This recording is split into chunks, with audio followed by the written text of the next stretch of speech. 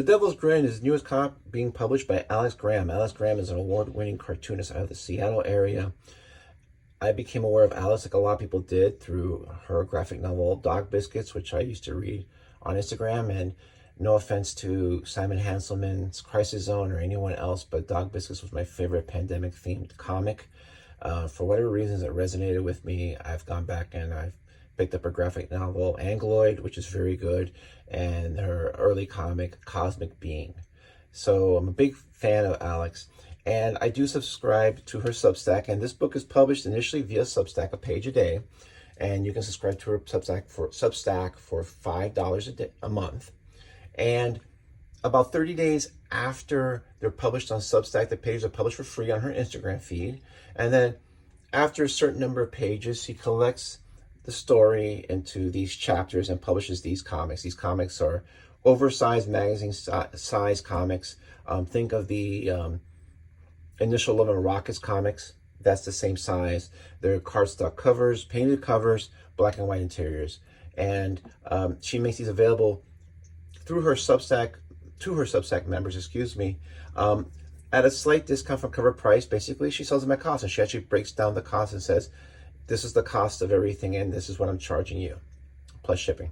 And shipping is very reasonable. So, and then after a couple of days, she makes them available to anyone who wants them.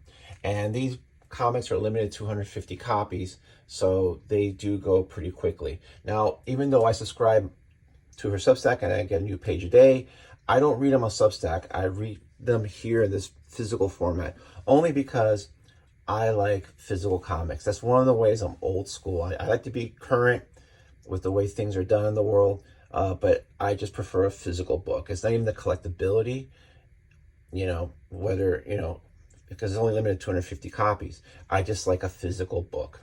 So I'm not going to spoil this. I'm not going to really do a review.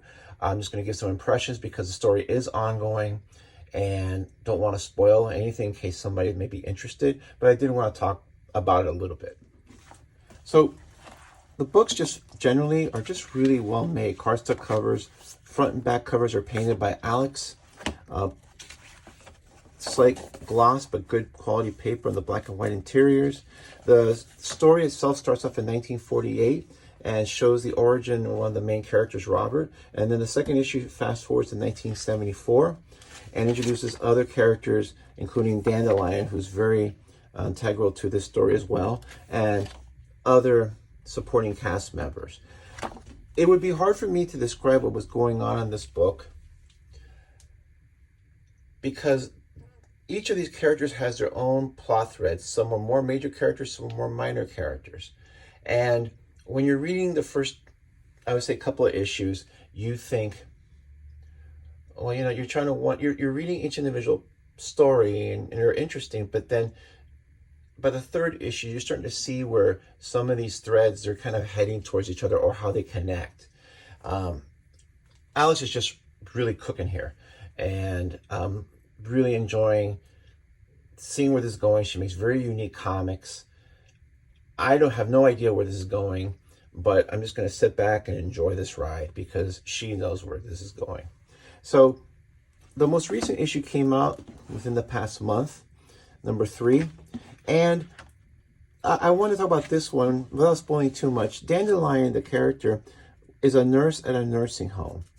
And Dandelion's a good person, a sweet person, but she keeps seeing a vision of a demon or some supernatural, malevolent supernatural character. And nobody believes her, but she's really seeing them. They really do exist. But much of this, not much, but I say a good portion of this book is set in a nursing home, and she's talking with her nursing, co-workers. And just a lot of elements in here of a nursing home that feel real. That's the one thing about Alex, is that a lot of these things are fantastical, but they're always grounded by real and flawed at times characters. Not flawed like they're evil, flawed because we're all flawed.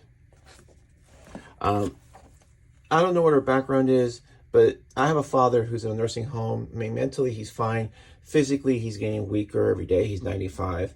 So I can see where a lot of this, the things they talk about casually being in a nursing home among the coworkers, it's like, yeah, that's pretty realistic. And so it just, and through working with each other, a lot of these characters are fleshed out.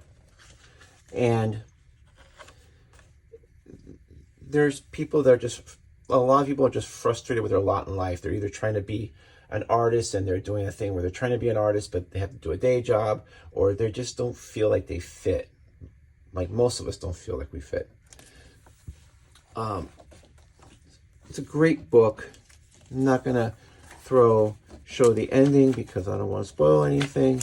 And then just when you start thinking, hey, you start thinking you kind of have everything figured out, then all of a sudden there's a new twist.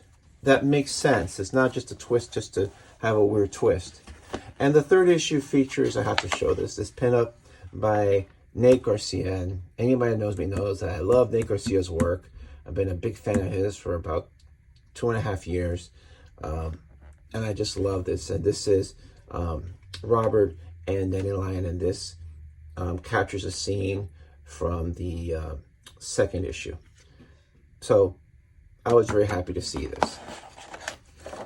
Again, the painted covers are really gorgeous by Alex. She's a great artist.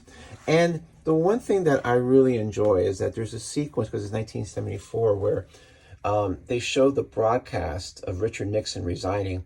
And all these characters are anthropomorphic. Sorry, I watched that one. The drawing style is unique, but she draws Nixon really well. I mean, he doesn't look strange at all. It's Nixon.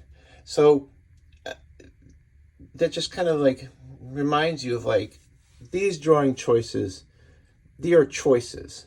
The characters look this way for a reason and it fits. But that jolt of like reality was almost like, oh wow, yeah, that's right, that is Richard Nixon. So this is one of my favorite comics. I'm really enjoying reading this. You know, if you have the ability to go on her Substack and get a daily page, great. If you can't, hey, you know, $5 doesn't sound like a lot, but it can be a lot. You can check out her Instagram page and read it for free. One of the benefits of being a Substack member is that you get early dibs on this, but after a while, anybody can pick up these physical issues. I think they're very well worth it. They are limited to 250 copies, and much like people like Simon Hanselman, Noah Van Sciver, Jeff Panger, and Nate Garcia, they'll do a comic with a limited run, and that comic will sell out. They have very rabid fans. So this might be a way to pick them up if you want to read them. If you want to read it for free, read it for free. This is one of my favorite comics. I'm a big fan of Alex, and I'm looking forward to where the rest of the story goes. And that's really it.